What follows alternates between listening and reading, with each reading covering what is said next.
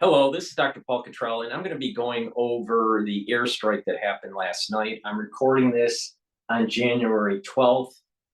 And I'll also cover a little bit of the market. Right now, oil is going up because of the strike, and futures for the S&P 500 are up at about 4,810. If you've been following my work, and I'll probably do another video about the dynamics of trading SPY, which is the ETF for the S&P 500, it's been trading just like I've been predicting for months. It goes into details of the fib sequences and where the resistance points are. So we've already, it looks like, based on the futures market, surpassed the high point. But let's see what happens. But equities do seem to be trading slightly up. Oil's trading up, and there's some risk that's taking place in the Middle East right now. So let's play a few videos about what happened last night with the U.S. airstrikes on the Houthis.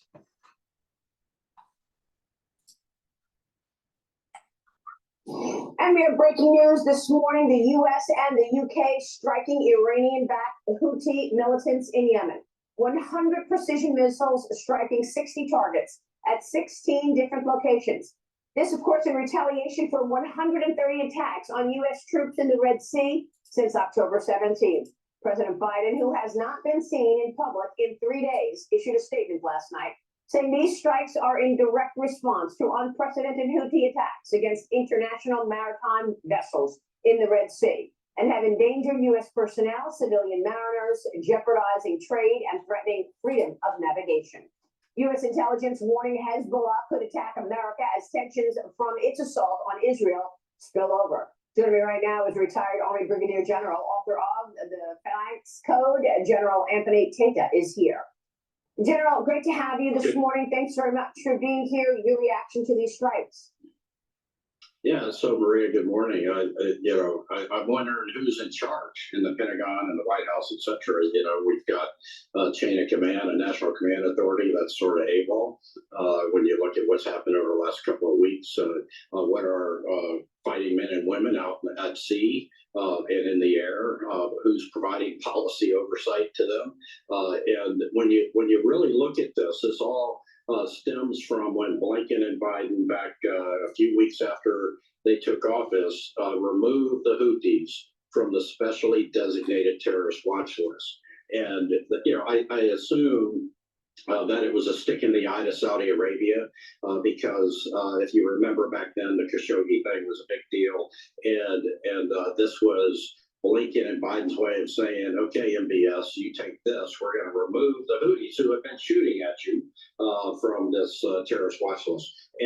And so this is, again, the exactly wrong instincts that this administration has. 180 out from America first, from putting American men and women that are serving our country first. What they do is they cede really authority to the UN that tells them, that asks them to remove the Houthis from the terrorist watch list. And it's really, really bad to know that my brothers and sisters out there in uniform are led by these people that really have no concern from a policy standpoint where all this is going. There's no vision. It's all reactionary. It's all proportional. What is proportional? We have a doctrine of overwhelming force. If you're going to lead with the chin of the American soldier, you better have overwhelming force. So all of this is just chaos, and nobody's in charge, apparently.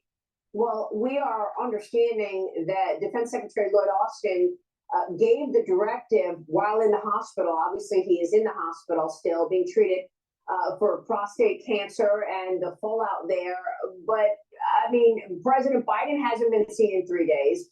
Secretary Austin is in the hospital. And, of course, we've been dealing with these attacks on our troops since October 17th. Are you more worried about who's in charge, or are you worried about the fact we have not responded until now. It's been a few months, and we've been attacked continuously. Our troops have been in the Middle East. Yeah, hey Marie, I know Lloyd Austin, and I pray for him, and I hope he gets well and that he beats the cancer.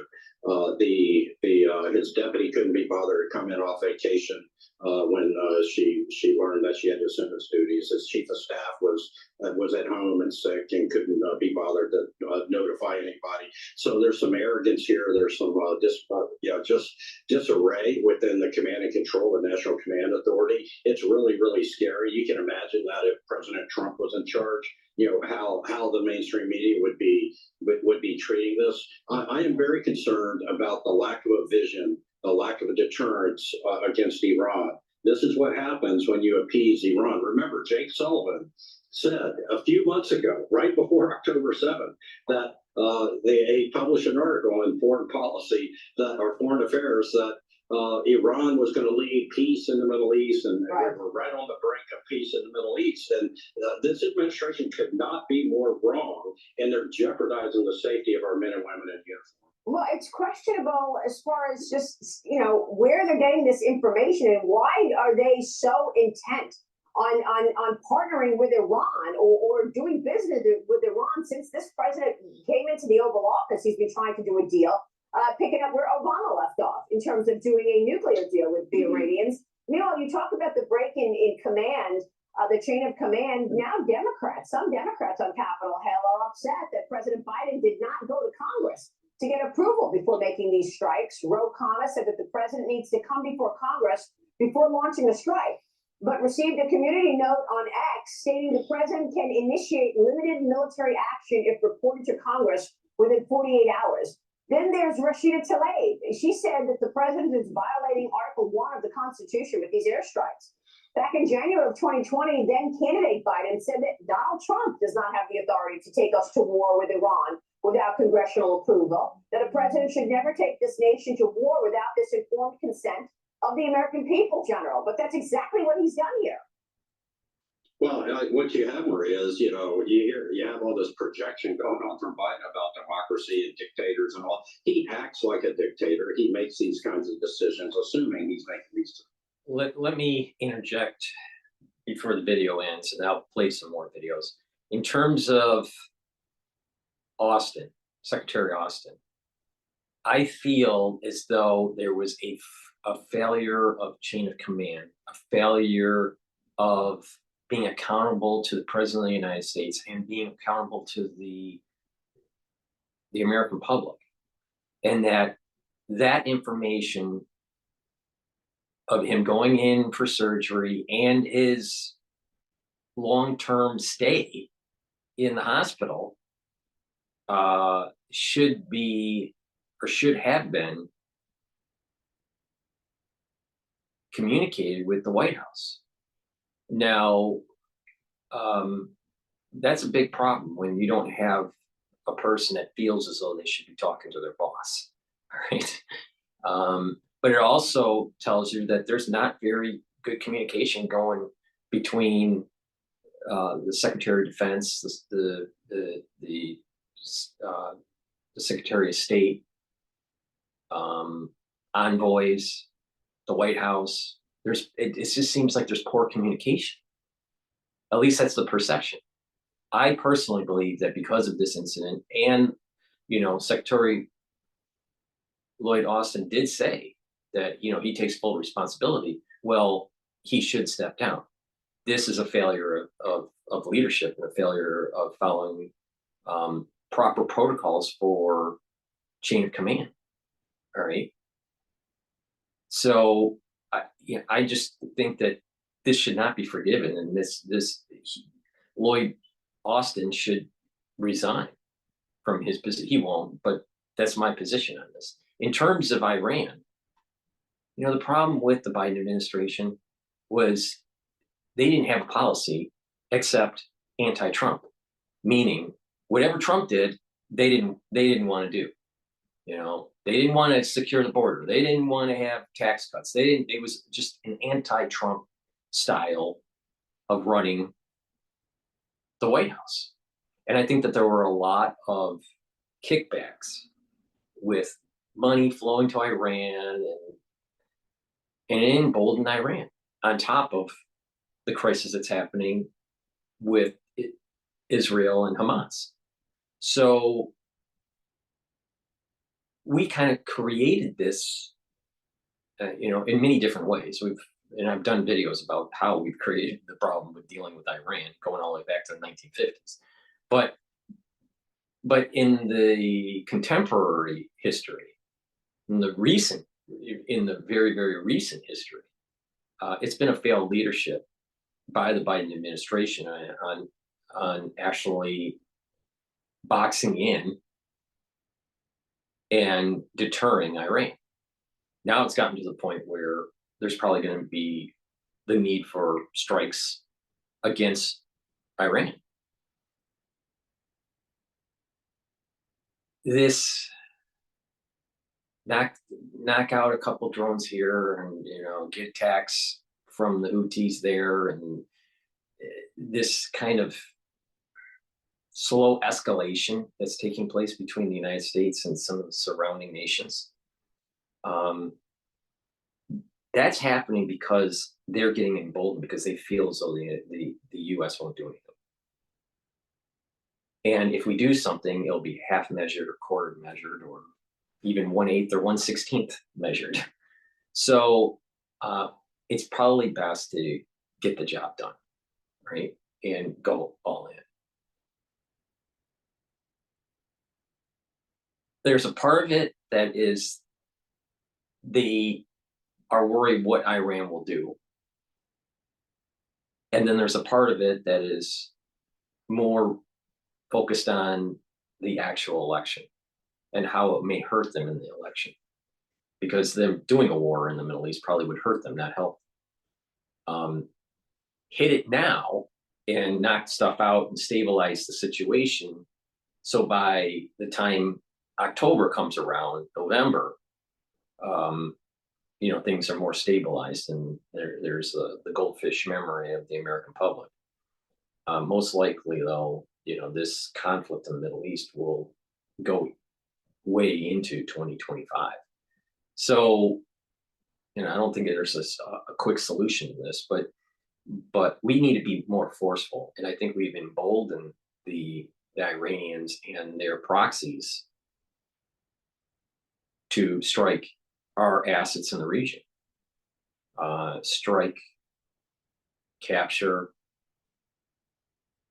harass, the shipping lanes. So this is a problem. This is a problem, and the United States needs to get involved and take action. Now, what I find it interesting is that the strike package that was much more, we'll probably see some video on this, but that was used last night was pretty intense compared to other things that they were doing in the last 100 and some days.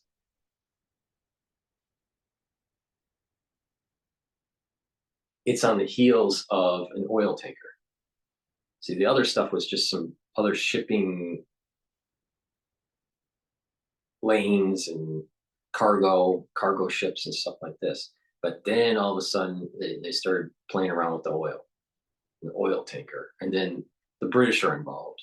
So it's, again, still about oil. So of course things are going to get hot and heavy when you're dealing with oil. Now, oil, the last I looked, the oil was trading up. So I still think it's trading up. Now, when this video I was playing, the S&P 500 futures did just start turning negative, and the Dow was negative. So, we may have a bumpy road in the opening for equities. So let's continue with the video. But Lloyd Austin should resign, and the United States should be much more aggressive, not only against the Houthis, but actually striking Iran. And what you have is a executive branch that is really out of control. And honestly, I really don't know that they have any clear vision, and they're coddling Iran, and it's all because of the globalist view that this administration has. They're in bed with the United Nations, which has a very extremist bent to it when you deal with this part of the world. And of course, they support Hamas, for example. The UN does, and not to mention, maybe perhaps this administration. And so what you have is a administration that's ceding its vision to the United Nations and naively believes that Iran can somehow come to the table here. We need to deter Iran. Yeah. All right, General. We'll be watching all of this and developing story. We so appreciate your insights on this. General Anthony Tata joining us this morning, and we'll be right back.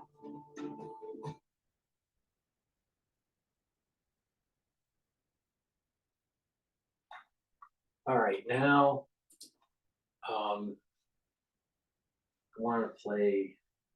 This is from MSNBC.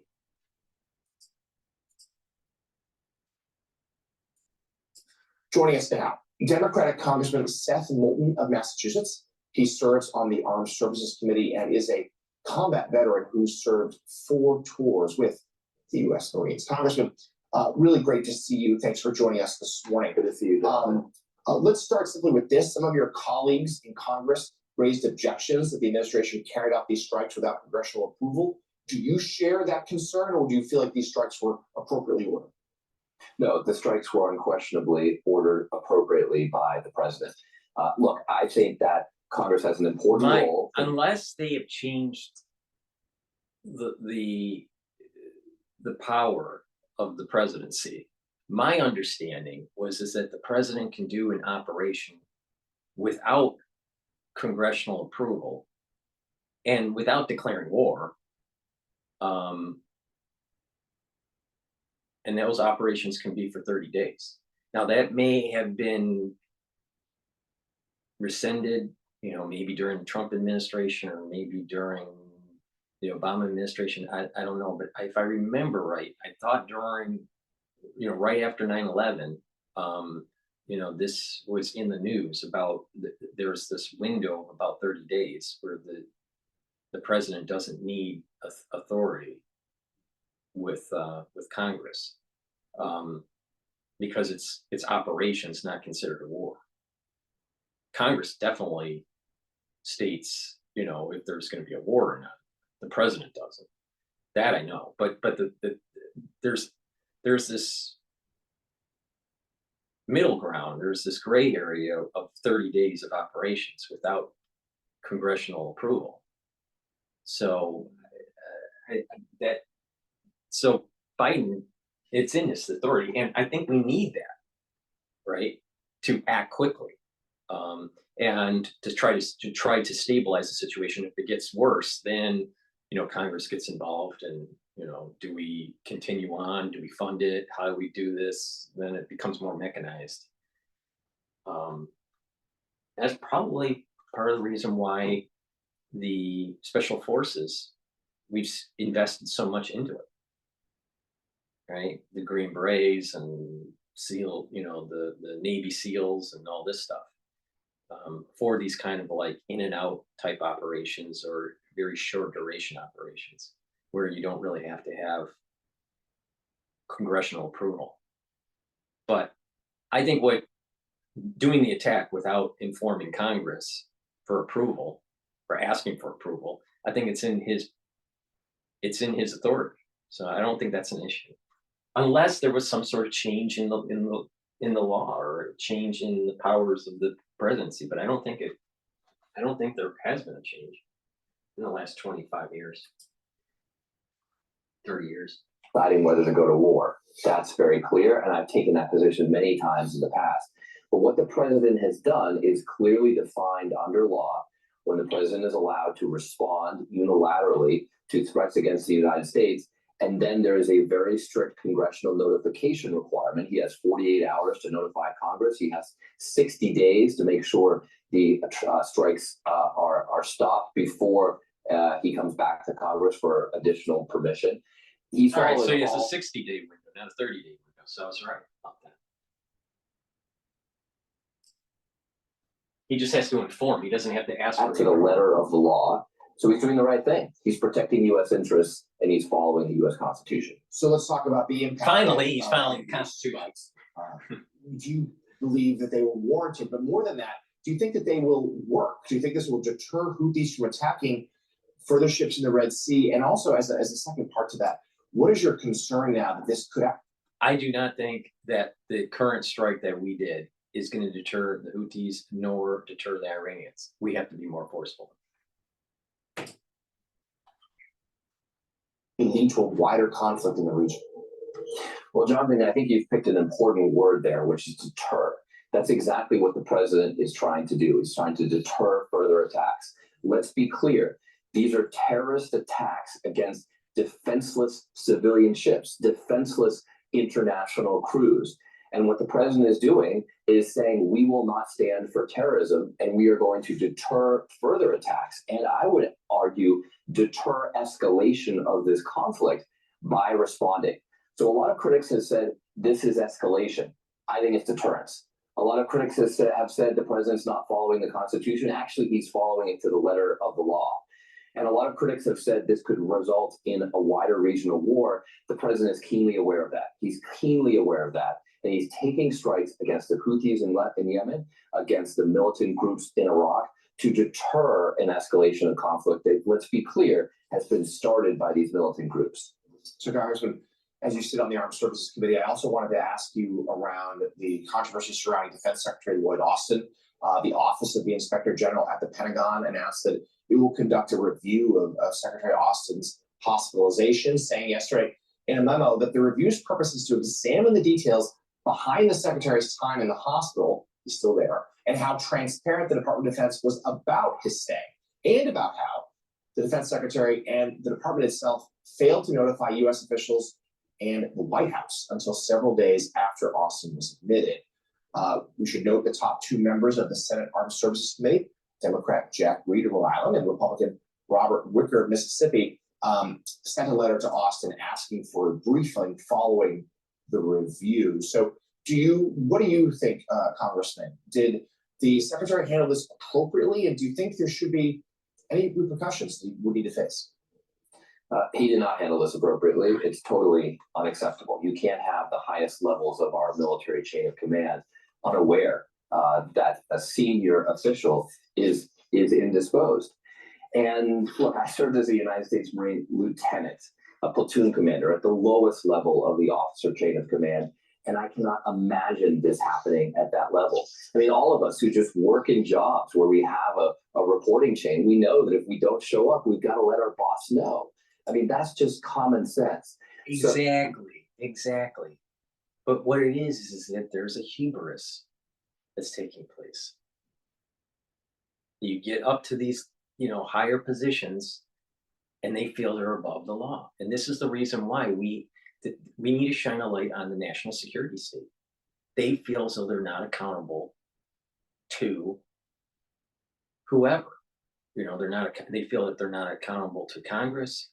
At times, they don't feel that they're accountable to the American public. They feel at times that they're not accountable to the president. I mean, the national security state didn't feel they were accountable to President Trump. You had CIA heads lying to Congress about surveillance programs that eventually came out to be proven that they were lying to Congress. Nothing happened with what was it, Hayden? I think his name was Hayden, the CIA head. But and this is part of the reason why Julian Assange is still in prison, is because he shined a light on the national security state, and the surveillance technology. And then, you add in unconventional warfare like biologics. It's a problem. So it's more than just him being in the hospital. It's more than him just not informing the president. You have a national security state apparatus that doesn't believe that they are accountable to the Constitution to the American public and to their, their bosses at the different levels of branches of government, like Congress and in the White House. National security state is a runaway country controlling us, and we need to take it down. Dismantle it. We all care about Secretary Austin and his family. I mean, my grandmother died of prostate cancer. We all are concerned about his health, but he has a responsibility inherent in his job, a national security responsibility to the United States. And he failed to do that. That has to have consequences. And Congressman, let's also ask you about the situation in Israel. It's been nearly 100 days since more than 240 people were taken captive from Israel. More than 100 hostages still remain. There's yet to be any sort of deal to get them out. What is your sense right now about the ongoing state of negotiations? There's still some discussions happening there. I know there's been some concern about whether the amount of aid reaching Gaza is enough. The administration certainly urged Israel to be more targeted in its strikes. From what you're hearing from the Netanyahu government, what do you think of their vision, not just for this next phase of the war, but what comes after for Gaza? Well, I said at the very beginning of this conflict that Prime Minister Netanyahu needs an end game. And an end game means a political resolution to this conflict, a political future that can be understood and envisioned by Israelis, by the troops who are literally risking their lives on the ground fighting the Hamas terrorists, and by the people of Gaza who have to buy into a peaceful political future, or else this will just be an endless war for Israel. So it's easy to forget that as this war has escalated after the heinous, barbaric attacks of October 7th, that there are still over 100 hostages in captivity, that there's no end in sight to the conflict, and that at the end of the day, we can't be back where we started. We've got to have a political resolution to this that gives a future to the Palestinian people and security to both the Palestinians and the Israelis. And Congressman, very briefly last, I just want to circle back to the Defense Secretary. You said repercussions will be warranted. Do you think he should keep his job?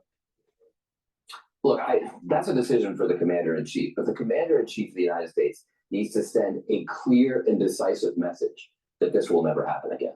All right. Well, we appreciate your time. Of course it will happen again because they feel that they're above the law. Seth Moulton of Massachusetts. Thank you. Certainly, we'll Good to see you, Johnson. You the same. All right. So now I want to go to BBC to get an international perspective on the strike.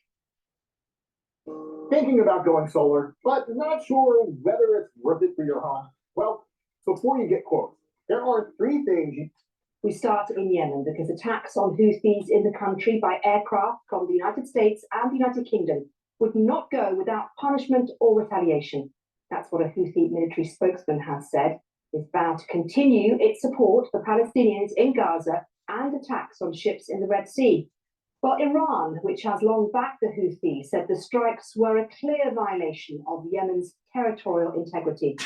But according to the US, more than 12 sites were hit across Yemen, including what America says were Houthi command and control centers. On munitions depots, launching systems, production facilities, and air defense radar systems were also included. Among the areas targeted, the capital Sana'a and the port of Hodeidah. Well, this took off from an aircraft carrier. The US Air Force says its planes and those of its allies struck more than 60 targets at 16 locations, all of which were being used by the Houthis. And 4 Typhoon warplanes from the UK's Royal Air Force also took part in the mission. They flew from Cyprus, carrying guided bombs. All 4 aircraft returned to base. 4 other countries, Australia, the Netherlands, Canada, and Bahrain, provided support to the mission. So, who exactly are the Houthis and what do they want? Here's an explainer which should make this a little clearer. The Houthis are an armed group from the subsect of Yemen's Shia Muslim minority, the Zaydis. They are a political and military group who control a large part of Yemen. Most of the Yemeni population lives in areas under Houthi control. As well as Sana'a and the north of Yemen, the Houthi rebels control the Red Sea coastline. The group was formed in the 1990s to combat what they saw as the corruption of the then president Ali Abdullah Saleh. President Saleh, backed by Saudi Arabia's military, tried to eliminate the Houthi movement in 2003, but the Houthis repelled them both. Iran is suspected of supplying the Houthis with weapons, and the US says Iranian intelligence is critical to enabling them to target ships. The Houthi movement have been fighting a civil war since 2014 against Yemen's government. The government has been backed against the Houthis by a coalition of Arab countries led by Saudi Arabia and the UAE. The Houthis model themselves on the Shia armed group in Lebanon, Hezbollah. Hezbollah has been providing them with extensive military expertise and training since 2014, according to the US Research Institute, the Combating Terrorism Center. Well, for more on this, let's speak to our security correspondent, Frank Gardner. And Frank, first of all, let's talk about who the Houthis are. I explained it there as best I could, but there is a lot more going on, isn't there, in terms of how what is happening in Yemen is viewed globally as a proxy war between Iran and Saudi Arabia. Yeah, although there has been quite a delicate truce that it seems to be holding, which is why the Saudis don't want to get involved in this at all. They're keeping their heads down. The Saudi foreign minister has called for restraint.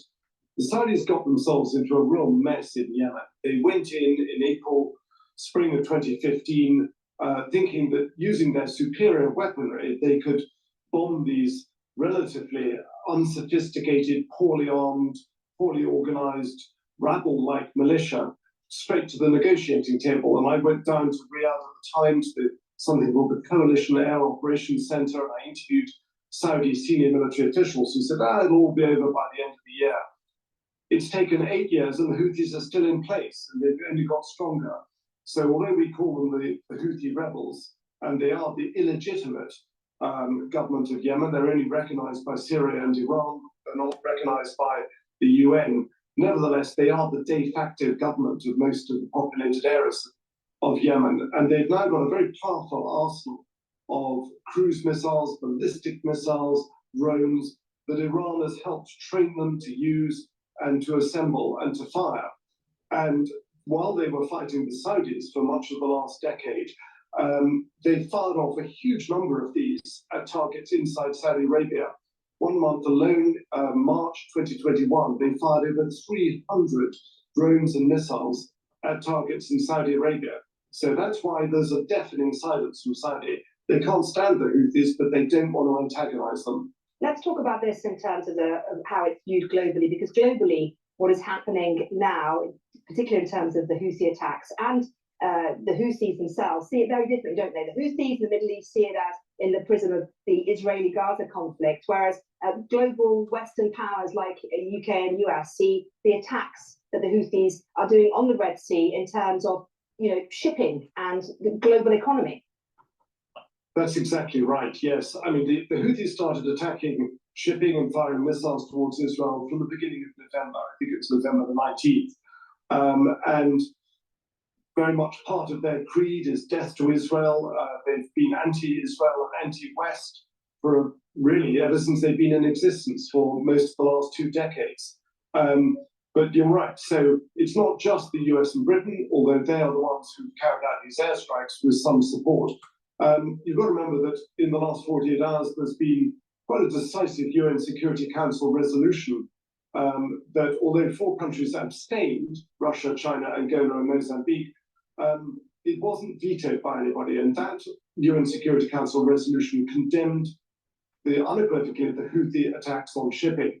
So it's not popular with global trade. It's driving up prices all over the world. It's going to fuel inflation. It's going to give rise to increasing fuel costs. But you're absolutely right. What the Houthis are doing is playing to the gallery. It's very popular, this domestically, to be rallying to the Palestinian cause, and that will resonate throughout the Middle East, not just in Yemen. Okay, Frank, as always, thank you so much for your analysis. And it's that worry, isn't it, about the economy, about what's happening along that shipping area, which is pushing Western powers to worry about this more than perhaps they might. How, however, will Houthis react to these strikes, or how could they potentially react to the strikes? Here's our BBC International editor, Jeremy Bowen, with his analysis. The Iranians are their allies. They're often talked about as Iranian proxies, but that's not correct. They're allies, really. And I've spent quite a bit of time with the Houthis over the years in Yemen, and they are people who are highly independently minded. They have a relish for getting involved in this kind of thing. They want to be involved in the war. And so the Iranians have very much beefed up the kind of firepower that they have. They even have anti-ship missiles. They have various kinds of ballistic missiles they can fire off, as well as drones. So they are well armed, of course, compared to the United States and to the capacities that the Royal Navy also have on their ship there. It's nothing like it. I think it's less the physical damage. It's more the fact that this is a dangerous situation for navigation. Yes, they have taken a ship.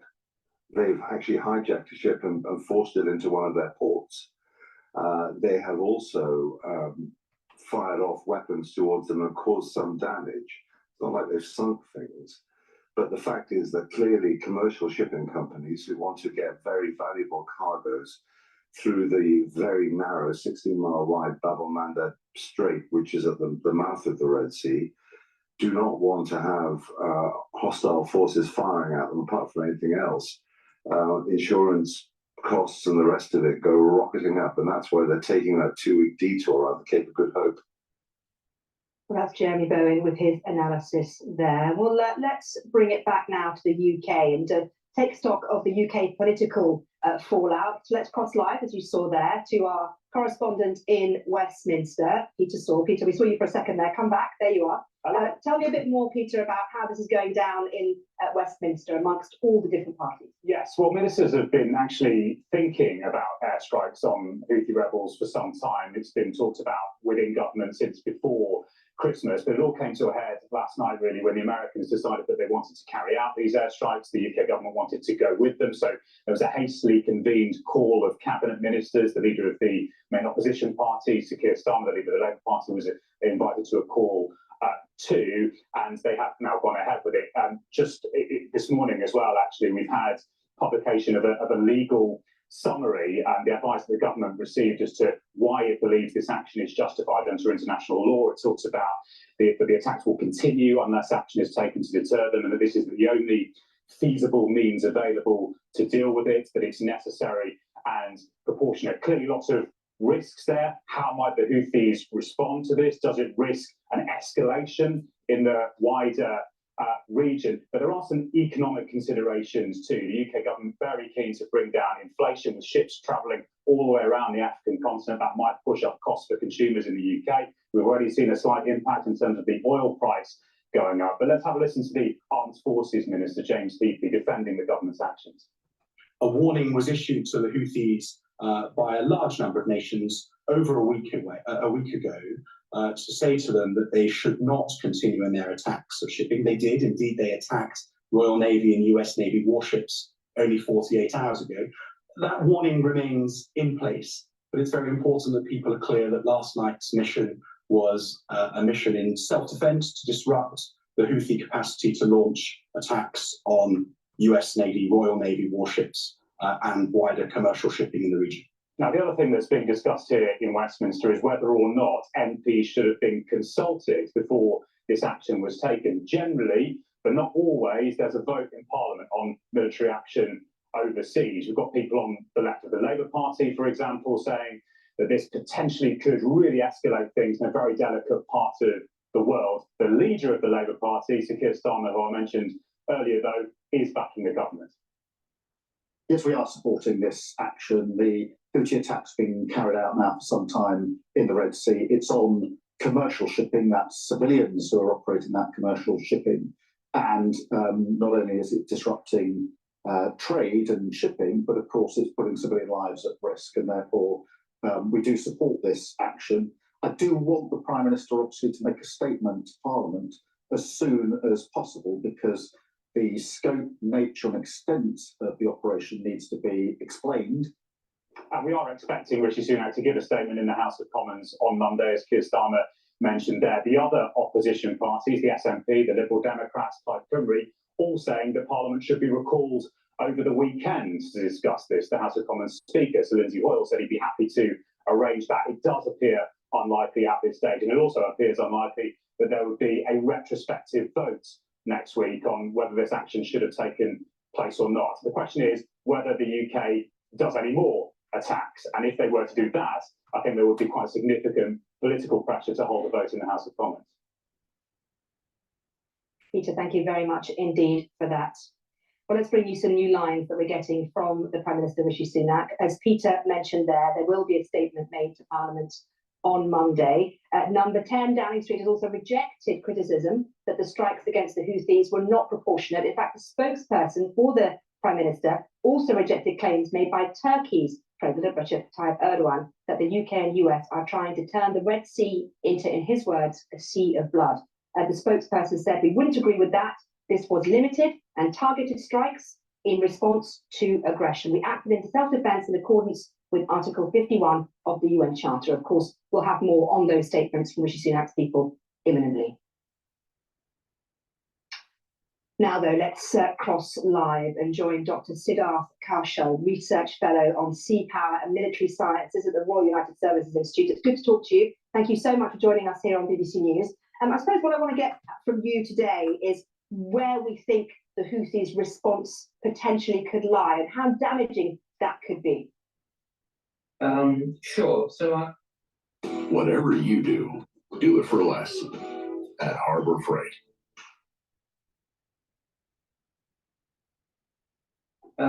Sure. So, in some ways, in order to maintain pressure on international shipping, the Houthis don't necessarily have to be very tactically effective. They simply need to, in effect, keep doing what they're doing, because even if warships in the Red Sea achieve a quite high intercept rate against their missiles and UAVs, commercial shipping may well choose to avoid the straits entirely. So I suppose the key question for the coalition now is whether the Houthis interpret the statement of intent that's been made through these strikes as holding the risk of more to come if they don't desist, or whether they regard it as a set of losses that they can shrug off and effectively continue their pre-strike strategy. Well, which one do you think they will go for then? It's hard to say for sure right now.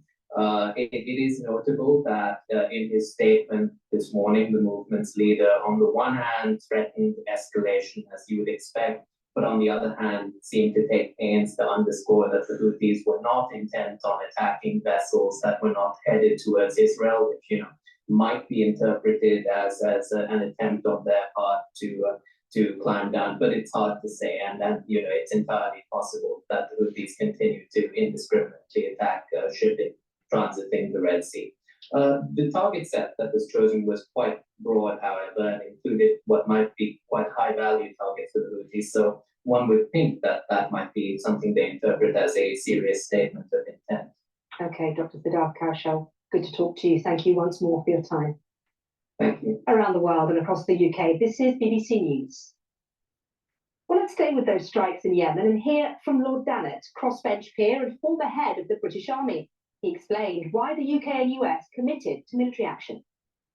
This situation has been building over the last few days and a couple of weeks, and we've seen growing evidence of attacks by Houthi missiles and drones on international shipping in the Red Sea. And of course, that has begun to have quite a significant effect, diverting a lot of international shipping around the Cape, obviously extending journey times for international trade and international commodity, and increasing the costs of shipping. And that obviously is going to have an effect on domestic economies. So the decision has been, I think, quite rightly taken that action must be taken against the Houthis to stop them attacking international shipping, to protect the international sea lanes of the world. And hence we've seen the action that began late last night.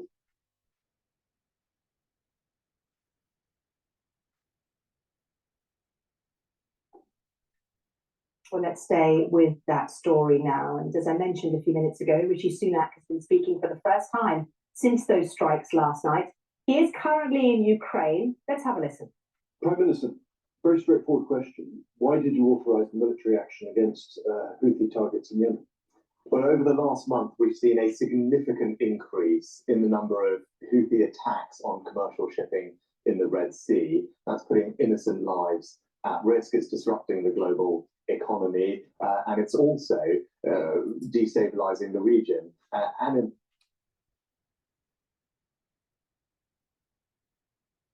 It's because someone decided to call the President of the United States and the Prime Minister of the UK and said, the Houthis can't take over our oil tankers. That's what's happening.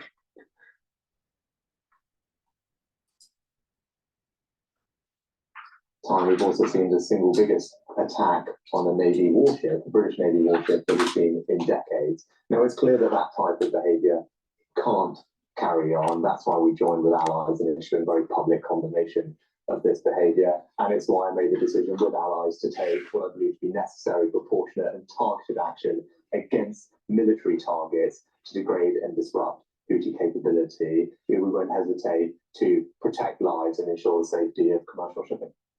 What happens if it doesn't work, if it doesn't deter the Houthis? Well, we carried out a series of strikes together with allies, which will, we believe, degrade and disrupt the capability. The types of things that we've targeted are launch sites for missiles and for drones. Initial indications are that those strikes have been successful. We'll continue to monitor the situation, but it's clear that this type of behaviour can't be met without a response. We need to send a strong signal that this breach of international law is wrong. People can't have others within impunity, and that's why, together with allies, we decided to take this action. Any fears about escalation? But our aim is very clear. It's to de-escalate tensions and to restore stability to the region. That's why allies over the past few weeks have issued several statements of condemnation of what's happening, calling on the Houthis to desist. Indeed, just this week, we've seen a UN Security Council resolution condemning what's happening and saying that states have a right to self-defense. We have acted in self-defense. It's incumbent now on the Houthis to stop carrying out these attacks, putting people's lives at risk and disrupting the global economy, which will also have a damaging impact on people's shopping and their day-to-day shopping when they go about their lives. That's not right. We've seen the disruption that's brought over the past year or two, the situation in Russia and Ukraine. We don't want to see that happen again, and that's why it's right that we've taken action. Well, the final thought, some MPs said Parliament should have been consulted first. Well, I chaired a COBRA meeting yesterday, convened cabinet, and relevant opposition politicians were informed. Every case is different. What we have done here is take limited and necessary action in response to a specific threat in self-defense. And if you look at similar situations in 2015 and 2018, a statement was made to Parliament after the action, and that's what I will be doing on Monday. I'll be making a full statement in Parliament and taking questions then. Okay, now what I want to do is I want to play this popped up about UK combining to use jets, warships, and submarines to strike at least 60 targets at 16 different Houthi military sites in Yemen. This happened overnight. They also hit air defense systems, weapon facilities, and launch sites. Jackie Heinrich is live from the White House with the very latest. Jackie, we still haven't seen or heard the president talk about this, but they have put out some paper statements. That's right. We got a statement from the president last night, guys. He said that this was a direct response to at least 27 Houthi attacks on commercial shipping that have affected 50 nations, with crews from more than 20 countries having been taken hostage or threatened in acts of piracy. But the last straw was really earlier this week, the 9th, when the Houthis launched their most complex attack directed at U.S. ships to date, laughing off the final warning that the U.S. and its allies issued just earlier this month. Biden said in a statement last night, quote, "Today's defensive action follows extensive diplomatic campaign and Houthi rebels escalating attacks against commercial vessels. I will not hesitate to direct further measures to protect our people and the free flow of international commerce as necessary." Now, the U.S. and UK coalition forces did strike more than 16 targets or 60 targets, excuse me, at 16 Houthi locations, radar systems included, defense systems as well, missile storage and launch sites. Australia, Canada, the Netherlands, and Bahrain also lent support, and the Houthis have claimed that 5 died and 6 were injured. Republicans have welcomed this response, including Speaker Mike Johnson, who tweeted, "This action by U.S. and British forces is long overdue, and we must hope these operations indicate a true shift in the Biden administration's approach to Iran and its proxies." But Democrats, like Congressman Ro Khanna, said the president needs to come to Congress before launching a strike against the Houthis in Yemen and involving us in another Middle East conflict. That is Article 1 of the Constitution. I will stand up for that regardless of whether a Democrat or Republican is in the White House. But remember, this is the same Iranian-backed militant group that the Biden administration removed from the list of foreign terrorist organizations soon after he took office. That was part of an effort to maintain a truce at the time. There was a civil war happening in Yemen. Lloyd Austin did oversee this operation, we're told, from the hospital where he is still a patient at Walter Reed. The president asked for options on Tuesday after the Houthis launched their biggest response to date. Now, there's a couple things that popped in my head when they're covering this. Lloyd Austin is still in the hospital. Now, he's overseeing this. He must have a very serious complication to his, quote, elective surgery for prostate cancer. All right. So for him to be in the hospital for that long is not normal. There's something more to the story. Some options by his national security team. From what we can tell from the statements we've received so far, Lloyd Austin monitored this as it was happening. CENTCOM appears to have been sort of holding the reins there, and the president signed off on it on Tuesday. But interesting, guys, that there were some tweets ahead of time coming out of the UK that seemed to report this before it happened. And that's very unusual. We don't ever see the US sort of announcing what it's going to do. You hear a lot about not wanting to telegraph punches, but news of it slipped out from some UK reporting. So just to be clear, Jackie, you said news slipped out before the attack or that we did attack? Before the attacks, there were some reporters in London saying strikes to happen soon. We're hearing about it and it's going to be happening shortly. I think that that's telegraphing to the traders in the international trading with the whole futures, because I noticed right after the announcements in the United States that oil popped up. So I wouldn't be surprised if people were starting to put positions in the international or the currency market right before it hit. So this is kind of like an insider trading kind of thing that's going on with, you know, large investment houses. I wouldn't be surprised that this happened. Not too long later, it happened. So we're still, waiting to see any statements from the U.S. in terms of the impact in terms of casualties, but that's unusual. You don't hear the U.S. ever, and that's not what happened this time either. We should know this came from UK reporters, but that was a little bit out of the ordinary. Right. It was one of our coalition partners. There was some leakage. It's like that slogan from back in World War II: "Loose lips sink ships." Unfortunately, we knew about it early. Going back to something you were just talking about, how a number of progressive members of Congress are upset because the president didn't go to Congress to ask for authorization. Also, there are a handful of Republicans as well. In something like this, where they're going to engage the U.S. military, doesn't the White House or the Pentagon, don't they call at least the very tippy top leaders in Congress? Well, I couldn't tell you with any certainty because I'm obviously not one of the people in the room. Whenever the president takes any action, he always notifies Congress afterward in a statement citing, whatever authority it happened under. There may be in this scenario some authority that he's citing that allowed that action to happen prior to notifications. But also, I haven't heard any criticism of this from those top leaders in Congress. I know, Mike Johnson and Mitch McConnell would be on that list, and they both issued statements yesterday saying that this was welcome. I also saw some armed services Republicans who I believe would also be part of that notification issuing statements of approval as well. So without knowing the full detail on what communications came from where, that I assume will come today, because a lot of this happened overnight. We'll get more detail on exactly who was told and when. Thank you very much. That's quite a detail about the UK leaking. So the Houthi rebels came out. Not only are they not cowed, they promised unimaginable revenge for the attacks. And on some level, according to some experts, they love this. This is their great moment because they now engage with the great world power, their arch enemy. They are not popular in the region.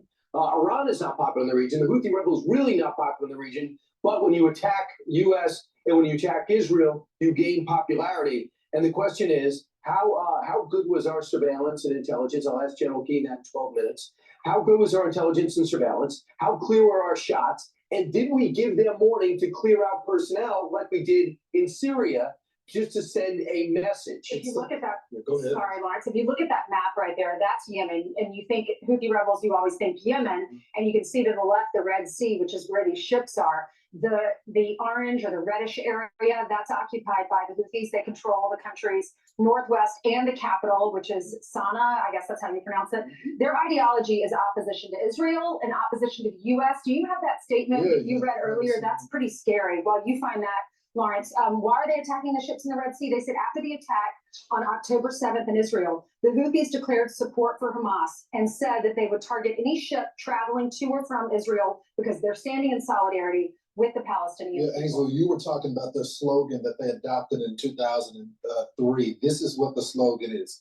God is great, death to the U.S., death to Israel, curse the Jews, and victory for Islam. So that just tells you where they stand on this. To Brian's point earlier, did we give them notice? I think it's a valid point because you got 60 targets, right? You had 16 locations, but you only had 5 people that were killed there. So it would beg the question, with all that effort there, and you were only able to kill 5 people in it, did you give them some sort of notice? And to one of my special ops friends texted me, goes, LJ, you can poke the wasp nest and you'll just get stung. You got to destroy the entire nest if you want to be effective. And I think that is the real question. Does the Biden administration really just want to poke it, or do they want to destroy this cell of terrorists? Right. Well, I understand from somebody higher up that apparently a lot of these harassing events that they've been taking place out in the Red Sea with the Houthis involve drones. And a number of the primary targets where they keep the drones, where they launch the drones and stuff like that. Why did Biden strip them of their terrorist organization status? Because he tried to kiss up to Iran in order to re-engage the talks. And also he wanted Saudi Arabia to be the enemy of his administration. Right. That blew up in his face with humiliation. I'm Steve Ducey. I'm Brian Kilmeade. And I'm Ainsley Earhart. And click here to subscribe to the... Now let's take a look at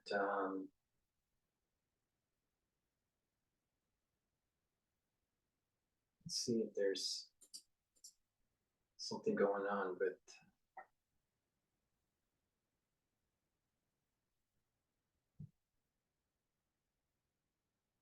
live news. Let's drop into France 24, see if there's anything in there that's dealing with this. Instantly, DraftKings, you make the playoffs even more exciting. Legendary NFL coach Jim Moore, what do you think? Exist. The Israeli legal team said that even if there are breaches of law in Gaza, they should not be the concern of international courts. Were it the case, which we deny, that Israelis... I'm trying to find something about the strike here.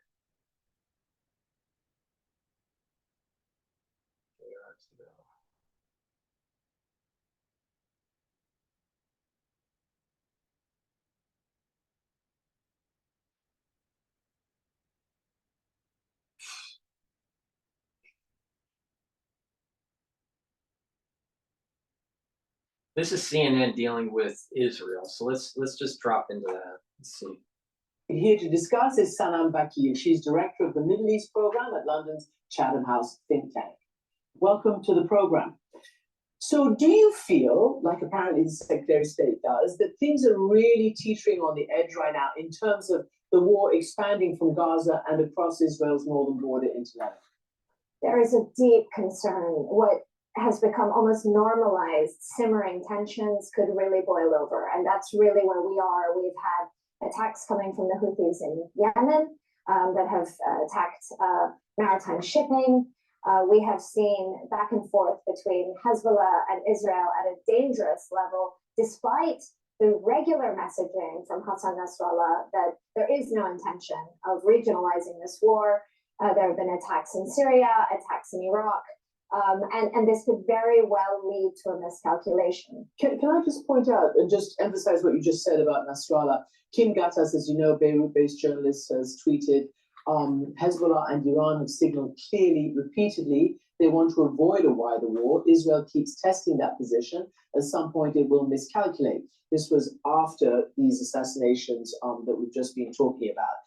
You know the region. Everybody thinks they are playing a very clever game, targeted just so, calibrated just so. But because I am going to commercial for PNN while we listen to CNN, please make sure that you subscribe to all my channels. People have been unsubscribed by YouTube, so please follow all 6 channels. I have 3 channels on YouTube: Rumble, Bitchute, and Brighteon. All the links are in the description of this video. Please click the link and go and subscribe, and make sure that the bell's clicked, you get the notifications. Also, make sure that you follow me on GETTR and on Twitter. All right, people on Twitter are also being unfollowed and not even knowing. So please follow me on Twitter, on GETTR, and also make sure that you subscribe to my channels: YouTube, Brighteon, Bitchute, and Rumble.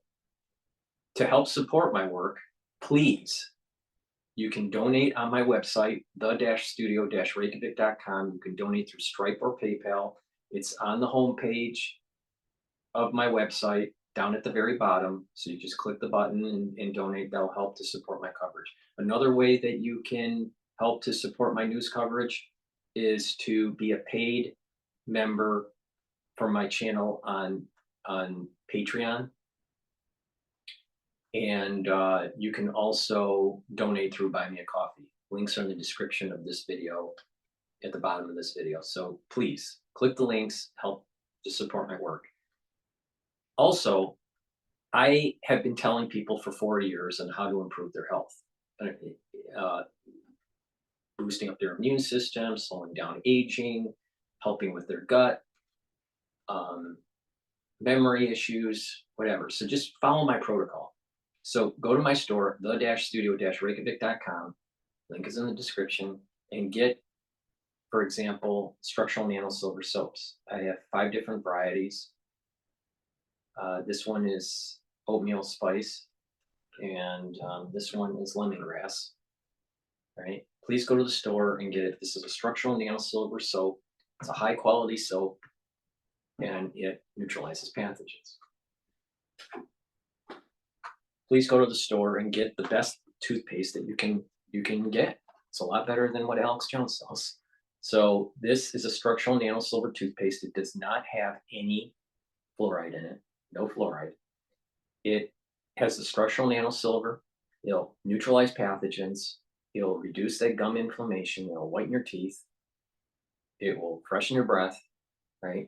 And because this is neutralizing the pathogens, it's going to help with improving and preventing cardiovascular disease.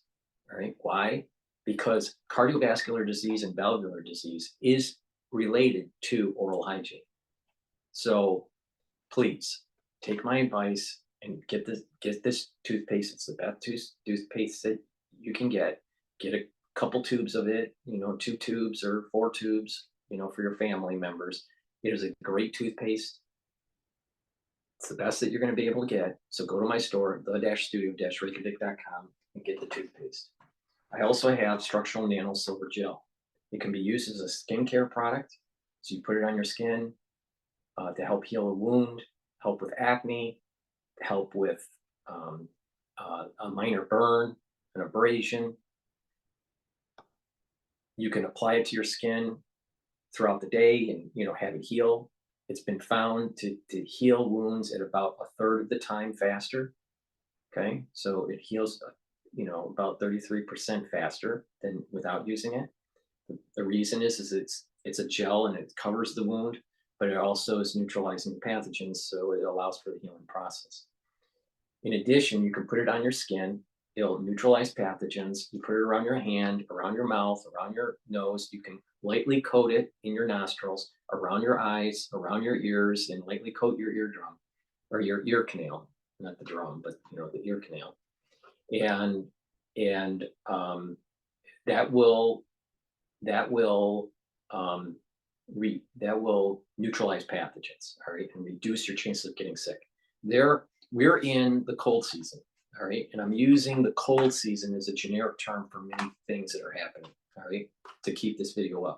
But the reality of the situation is that you have to be prepared. So use this on a regular basis, especially if you're in a high density area, and you know, weather through the quote cold season, right?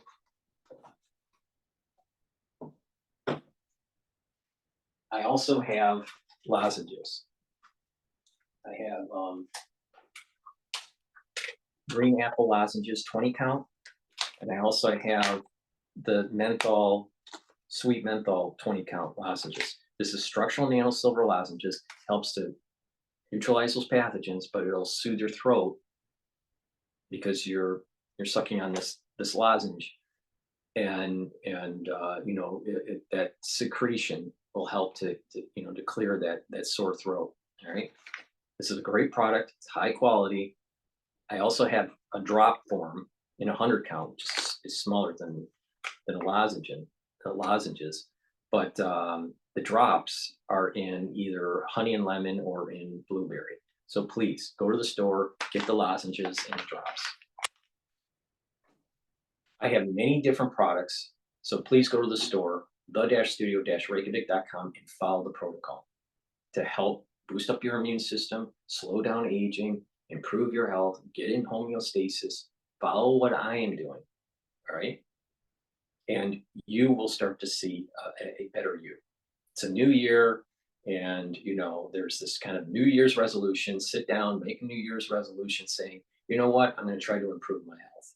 Follow my protocol, follow the advice that I'm saying. I'm also going to be releasing some other products that are going to help you through your health journey shortly.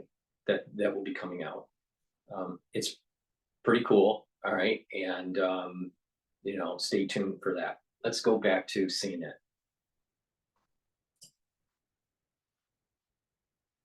Is this calculation something that could happen? I mean, the Israelis and the Lebanese have already seen what happened across their border in 2006, most notably.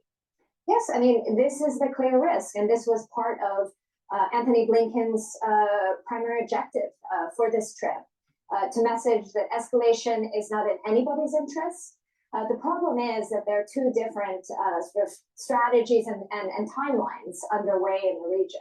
No country, no state or non-state actor in the region is really pushing for escalation, whereas the Israeli government is trying to reset its deterrence levels since October 7th, and that requires them not only to try and decapitate Hamas leadership, which we know 94 days on from October 7th they haven't been able to do, but also to try to push back Hezbollah and make clear that their borders are safe. And that's what's ongoing right now. Whereas the rest of the region, be it Iran, be it Hezbollah, be it the wider Arab partners of the United States, have no interest in seeing this explode, because this could really take things into a new orbit. And just remind everybody, I mean, I covered the 2006 war. It wasn't a victory by Israel or by Hezbollah. It at best was determined to have been fought to a draw. Then there was a UN resolution, I think it's 1701, that required them to move back from demarcated lands. Apparently, neither of them kept to that commitment. So is there a political solution that actually can reinforce and de-escalate the Lebanon or the Hezbollah-Israel tension right now? Well, Amos Hochstein. Everyone knows my opinion on this. All right, so I'm not going to reverberate it. but in such fervor. But the reality is this Westphalian international policy peace negotiation isn't going to work for various reasons. And it's a failure of the liberal mindset on what is really going on. Now, that is the most diplomatic way I can say it. All right. Others know, my opinion on this, but a Westphalian international policy negotiation for some sort of ceasefire is only kicking the can down the road, and this needs to escalate. Another U.S. official was just in Lebanon, I think, for this very issue, trying to find a space-saving solution to push Hezbollah back, according to UN Resolution 1701, past the Litani River, and also find a face-saving way for Hezbollah to do that. There have been suggestions that Hezbollah is pulling back, but at the same time, you see the Israelis keep pressing and keep striking at commanders in Lebanon, and this might be low-level escalation, but there will be one day where this goes too far, and this could be a very different war than 2006. I spoke just when all this sort of flared up to the Lebanese foreign minister, who was, at the time was in Washington, was about to visit the White House to talk about these tensions. This is what he said to me partly. We don't want any. Everyone is different. Some people like to start the year on a clean slate. Some people need resolutions to keep themselves accountable. I think goal setting in any capacity isn't. We don't want any escalation in the war. We don't want what's happening in the south to be spread over Lebanon. We don't like a regional war because it's dangerous to everybody. Dangerous to Lebanon, dangerous to Israel, and to the countries surrounding Israel. I mean, he's pretty much laid it out, but it's very important for the prime minister of that country, an ally of the United States, to be saying that. How does Israel, if it does broaden into a big war, how do you separate a war against Hezbollah from a war against Lebanon itself and the Western-backed Lebanese armed forces, which have also been targeted? I don't think you can really, and I think this is again why. Because the Israelis say we're not striking, the Lebanese state. This will be seen as a broader war, and it's a war that won't just be about Hezbollah. This will involve the whole system. Hezbollah itself is embedded into that system, and it is part of the governance system, whether the international community or the Lebanese like it or not, and that in itself is the problem. I want to ask you a couple of questions. In the Times of London this Sunday, the Sunday Times, you might have read it, there was a front page article by an Israeli journalist, Anshel Pfeffer, who talked about the stash of papers and documents and maybe hard drive that some of the Israeli forces had found apparently in Yahya Sinwar's office. It talked about, it was from a couple of years ago, but talked about trying to disrupt any kind of normalization, whether it was at the time between Turkey and Israel. And it talked about, their sort of strategy in the region. Then before, there was also, I think Chatham House even put this out, Bronwyn Maddox, who used to be a journalist, had interviewed years ago Ahouri, the Hamas leader who was assassinated. And he had said to her that our aim is to radicalize, in her words, the Palestinian population so that they do not go towards peace. And Hamas, wants to delegitimize the Palestinian Authority and sort of disable any sentiment towards peace. Do you think that's still what they think? And in which case, how does one get over this? How does one get to a day after? Well, certainly there are elements of Palestinian leadership, Hamas leadership, that have more radical sentiments. I think where we are today is normalization has slowed, if not stopped completely, and will be very far and hard to achieve without a ceasefire and without attending to the humanitarian issues on the table, as well as without a plan that addresses the issue of Palestinian statehood that has been completely abandoned. So that's, I think, primary task here. But beyond that, what is urgently needed is a pathway that creates a process where Palestinian leaders can work together for reform, accountability, governance, with elections at the end of this process, and an opportunity for Palestinians themselves to elect their future leaders should certainly be an opportunity given to Palestinians, not one that they've had for well over 2 decades now. Yeah, they haven't gone to elections. Last question. You are an expert and a student of the Iran piece of this whole picture. It also seems to be trying to stay out of a direct confrontation. How long can that last? Or what really does Iran want out of all of this? Well, Iran's motivations are multiple. Ultimately, the Islamic Republic has always been driven by its own sense of survival above all, and its security and stability has always been paramount. It has relied on the axis of resistance, this network that it has cultivated and created over a number of decades, as its primary tool of deterrence against Israel and the United States, two countries that it has defined as its threats in the region. And so it will continue to support the axis of resistance. But at the same time, Iran does see the U.S. as a declining influence in the region, a destabilizing regional influence above all. And Iran has, over the past few years, restored ties with the Gulf Arab countries and is looking to forge stronger economic linkages and be part of an integrated Middle East as well. And that, of course, is hard to achieve with its oppositional stance with the United States, its accelerating nuclear program, and of course, this underlying tension with Israel that is, I think, Tehran is calculating will increase over this year in particular. And just very briefly before I let you go, do you think there's a way to pull things back? The Israeli foreign minister told the US foreign minister today they are looking for some kind of diplomatic solution. Yes, I think there is. And it begins with a ceasefire. That ceasefire can set the pathway forward to release hostages that have been completely neglected, as Gideon Levy brought up in your previous interview. Beyond that, of course, the Arab states, partners of the United States, are going to need to play a really important integral role in guaranteeing Palestinian security, Israeli security, providing a bridge to Iran, making sure they're not a spoiler in what comes next. This is going to be a long process. Waiting for the day after to begin that process is a bit too late. Sanam Bakib, Chatham House, thank you so much indeed for joining. Let's drop into Al Jazeera and just see what they're covering. They may not be covering. Right.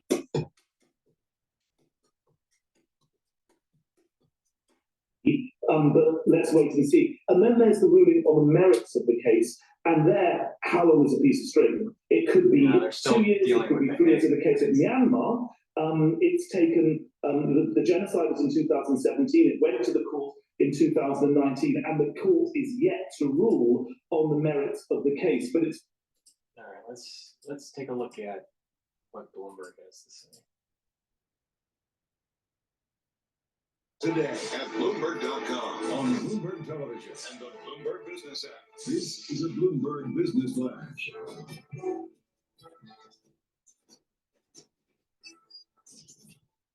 Coming up to 10:22 on Wall Street, I'm Nathan Hager. This update's brought to you by Interactive Brokers. Trading for equities are down now. Earned up to 4.83% on their uninvested, instantly available USD cash balances.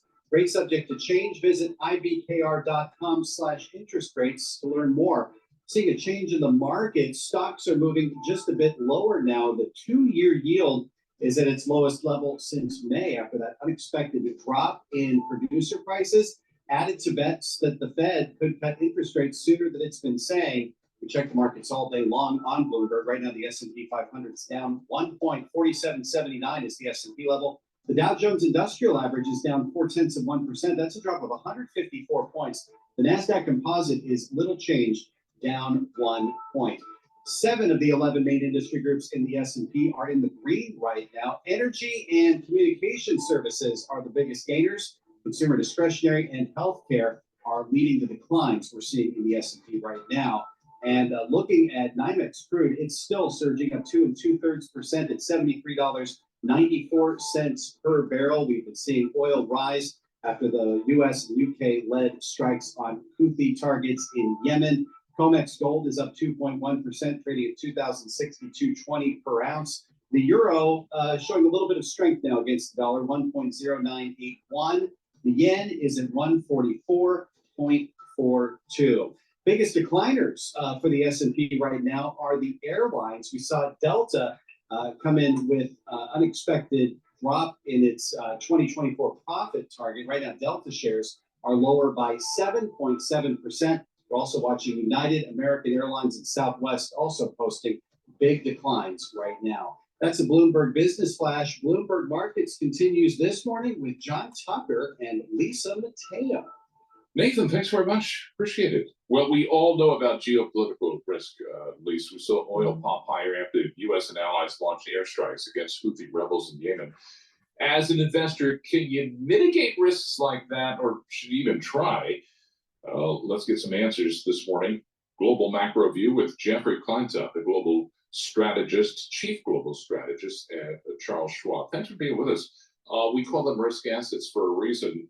Should I be losing sleep over events over which I had no control? Well, these types of events are, just an ever-present risk when it comes to investing. We've seen backups, a choke point at the Panama Canal for months now. It's only getting worse as we head into February, as the cargo traffic through that particular vital global supply chain link is really cutting back to less than 50% of capacity by February. 40% of the world's freight traffic moves through the Panama Canal. That's an issue. The Red Sea certainly moves a lot of energy, yet the world is oversupplied right now. And so I think that's one of the reasons, yes, we're seeing a bounce in energy prices, but we are not in a deficit situation. And as a result of that, I think this is something that can be probably absorbed. We're not likely to see the type of surge to input prices that we saw during the pandemic tied to supply chain issues related to these particular threats at these two vital supply chain choke points. That could be different were they to linger into the latter part of this year, where maybe we run into an undersupply situation with energy. But for right now, I don't think you need to lose sleep over this, just expecting this is part of one of those risks when it comes to investing. Now, something else people might lose some sleep over, interest rates. I want to talk and give a little economic outlook. Yesterday, we heard Cleveland Fed President Loretta Messer. She said central bankers probably will have to wait past March before they can start cutting interest rates. What's your take on this? I think that the market has gotten a little carried away with the magnitude of rate cuts likely in 2024. I think it's probably something closer to what the Fed has been telling us, maybe 3 or 4 rate cuts rather than 5 or 6. And some of the reason for that is the potential volatility in the path of inflation. We know inflation rarely subsides in a straight line, and we're now beginning to see this as we get closer to the Fed's target. It's getting harder and harder to push those numbers down. We know housing remains very challenging in the U.S. to try and push those housing rental rates down. And the result is that, yes, it may take a little bit longer. So I think the rally we saw in the market at the end of last year, enthusiasm around a soft landing and a flood of rate cuts, might need to be tempered early this year, as maybe we see a push out in the beginning and the magnitude of the number of cuts we expect from the Fed. Hey, Jeff, is disinflation good for markets or not? Well, it's generally good in that it lowers borrowing costs, and we generally see a little bit more investment by businesses, but we've really yet to see that pick up, right? So we're still in an environment of much higher rates than businesses have been used to a few years ago. And so we're not seeing the type of capital expenditures or hiring that would normally go along with lower rates and disinflation. So in general, it's a good thing, but it takes some time for that begin to show up in economic activity. Hey, Jeff, so big bank earnings out today. That's been the big talk. If rates go lower, what's the impact of margins? I mean, is that still a place to invest? I do think financials are our favorite sector for 2024. There's a variety of reasons. One is that you've got this balance of, what are banks going to earn in the short term on their cash, balanced by the fact that they hold a lot of maybe longer dated fixed income because that's how they hold their reserves. And of course, we all know the challenges that caused last year with the rout in some of those banking stocks on that big surge in interest rates. So there's that balance in terms of what the yield curve does this year. But maybe even more importantly is the credit outlook. And looking at the credit picture, it looks relatively bright. Usually we're going to see soaring bankruptcies through a deeper downturn in the economy. We didn't get that this time, and we may not.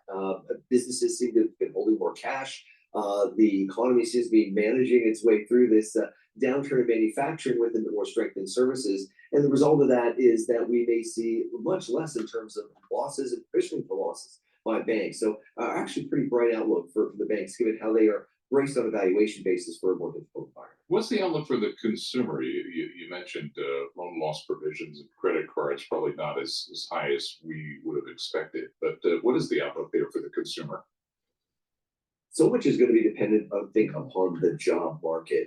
We've seen some signs of layoffs last year, but really it's not much of a follow through. Businesses still seem to be hoarding labor. And we know that a lot of consumer spending really comes down to confidence in the employment situation and wages. And as long as that remains fairly high, I think you can see a consumer that continues to spend. And what about your 2024, your whole global outlook? What are you liking right now? So I'm actually looking outside the U.S.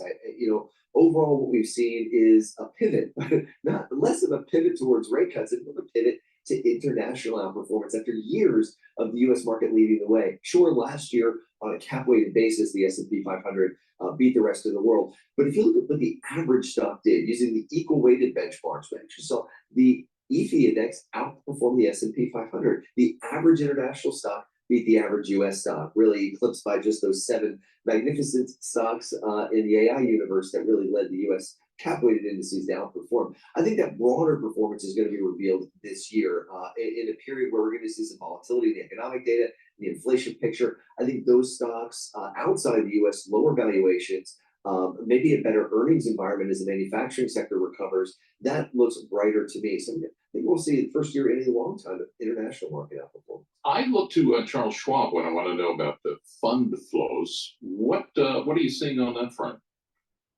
Investors are still favoring fixed income.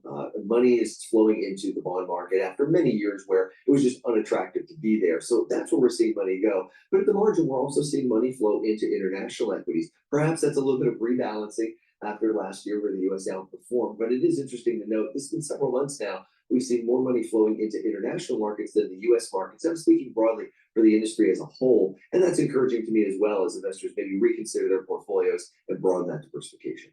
Hey, Jeff, before we go, quickly, we started this segment here talking about risk. I want to bring it back full circle here. So you can hedge risk, but is hedging worth it because it's not cheap? It really is not cheap, and I think that's one of the challenges here. One of the benefits of having a diversified portfolio right now we just talked about is the fact that bonds are actually paying you. They offer some interest now, and they're offering a little bit of an offset when we go through these periods of volatility. Just this morning, rally in the bond market on this, revelation of these attacks on the Houthi rebels, and so you get a little bit of that volatility dampening effect in your portfolio with that classic 60-40 mix. Well, I am noticing that the Saudis decided a few days ago, it must have been the beginning of this week or the tail end of last week, where they were going to set, I think it was the weekend, they were going to set the Brent price lower. And that drove oil markets down. All right. And then all of a sudden this happens. So there may have been some discussion between Saudi Arabia and the United States and the UK that they have a strike package against the Houthis in Yemen where it will probably cause some volatility in the oil market and prices will rise. So to kind of buffer that shock, the Saudis lowered Brent crude. And it was kind of trading up and then down and up and then down, but it was like trading at around 70. And all of a sudden now it's trading at 74 as WTI. Brent trades a little bit higher. It's probably, I don't know what the Brent price is right now until the screen comes back up. I wouldn't be surprised if it's around 78, but it might be a little higher than that. But the point here is that there was a signaling to the market from the announcement from the Saudis over last weekend that there was going to be a decrease in price. in Brent. And so short positions on oil made money, but long positions lost money in the futures market.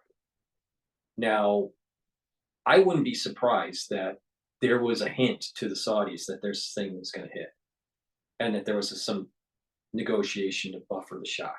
And so they buffer it, they bring down the price of oil, and then hit the Houthis, and then now you see the market going back to roughly pre decrease in price by the Saudis over the last weekend. So I can't prove it, but I wouldn't be surprised that there was some sort of built-in shock absorber for the strike package that we did last night. But for sure, the oil market is going up. Volatility in equities the VIX is only in the 12s. That's really low volatility, which usually means equities will start to rise. So there's not a lot of volatility in the market. Now the Dow, which is only 30 stocks, is down by 144 points. The S&P 500 right now is up just under 3 points. So, with such a low VIX, I think equities are going to rally, at least in the short term, even with the strike package that just happened. That's my take on it. And that oil, I should maybe that's back as a dampening factor after so. Well ahead of Ron DeSantis and Nikki Haley. Global news 24 hours a day and whenever you want it with Bloomberg News Now. I'm Amy Morris and this is Bloomberg. Okay, so because I paused it, that was a live feed. I lost his interview. But I think that oil, at least in the short term, because the strike package is probably going to trade up a little bit, but then there's probably positions that are shorting that will drive it back down to around the 70 mark, maybe even below 70. So we'll see. But so right now the S&P 500 is trading at 4,783, very close to being at the peak. So equities, at least in the next few weeks, I suspect are going to rally because of the VIX being so low. I should probably do another video on just the market. That's my take on it. Please go to my store, the-studio-reykjavik.com, and get the lignans. It's a powder. This helps to boost up your immune system. It's for males and females. That'll help to also improve your hormonal health. Magnesium and zinc, very important to boost up your immune system. There's a common theme that I'm saying. Pay attention, boost up your immune system. Take magnesium and zinc every day as part of your health protocol. But if you're not feeling well, take a double dose of it. If you're not feeling well, take your morning dose and then like an evening dose. C60, I have this in avocado or in coconut oil. C60 is a compound. It's a very strong antioxidant. It's very potent. So if you get the two, I have it in 2 ounce, 4 ounce, or 8 ounce. You take a full dropper of this and you just swallow it. And you take this every day, right? Or if you get the larger bottles, then you take a teaspoon of it every day. It's a very strong antioxidant. It's best to take it on an empty stomach for better absorption. But what you'll notice is that you'll start to have more energy. You'll start to be slowing down that aging process. And what's happening at the cellular level is that it's neutralizing free radicals. And because this molecule is much stronger than vitamin C, it'll soak up those reactive oxygen species better. And you'll have better mitochondrial health and you'll have more ATP. And by having better cellular health, you are going to also improve your immune system. All right. So, because you need a lot of ATP for your immune system. So please take this. You also need a lot of ATP for your neurons to be firing those neurotransmitters. So it's very important to slow down that aging process and soak up those free radicals. Free radical buildup is a big component of aging. So please go to my store, the-studio-reykjavik.com, get the 2 ounce, the 4 ounce, or the 8 ounce, either in coconut oil or in avocado oil, and follow this as a daily protocol to improve your health. Those are just some of the products that I offer on my store, the-studio-reykjavik.com. Link is in the description. Thank you for listening. Please share the links. Please tell your social network to follow me on Twitter and GETTR. Also, follow me on YouTube, all 3 channels on YouTube, Brighteon, Bitchute, Rumble. And if you would like to support my work, either domestically or internationally, please purchase my products if you're domestic, or you can also donate if you're either domestic or international to help support my work. Thank you for your support, your continued support, and just take my advice. You can improve your health and boost up your immune system to improve your chances to have a better you, to have a healthier body, and to fight pathogens. All right, I'm being generic, but you know exactly what I'm saying. Thank you for listening, and have a nice day.